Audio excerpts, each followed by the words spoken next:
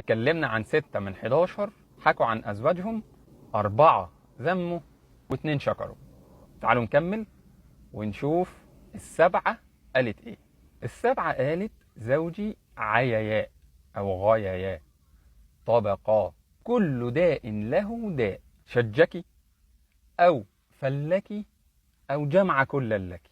راجل ما يتعاشرش، راجل مجهد، تيجي تتكلمي معاه يا يفتح دماغك شجكي، يا يكسر سنانك فلكي، أو جمع كل لك، يا يكسر دماغك ويكسر سنانك.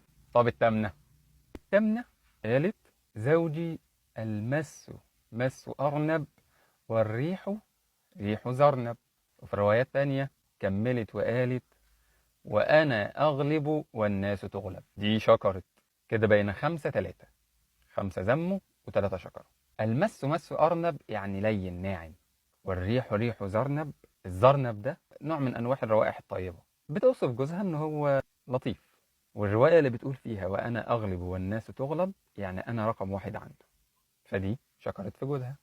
التاسعة قالت: جي رفيع العماد طويل النجاد عظيم الرماد قريب البيت من الناد. دي برضو شكرت، بتقول على جوزها انه راجل شريف في اهله. طويل النجاد، النجاد اللي هو جراب السيف، وجراب السيف الطويل كان علامة من علامات الشرف في العرب. عظيم الرماد يعني الرماد عنده كتير من كتر ما بيولع نار وبيكرم الضيوف. قريب البيت من الناد يعني مش في حتة مقطوعة عشان ما حدش يجيله، لا ده قريب من اماكن تجمع الناس عشان يستقبل الضيوف على طول. فشكرت في جوزها.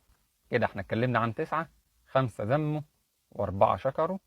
الفيديو الجاي ان شاء الله نتكلم عن الاثنين اللي فاضلين، ونشوف المحصلة النهائية، ونعرف قصة أم زرع اللي الحديث اتسمى باسمها.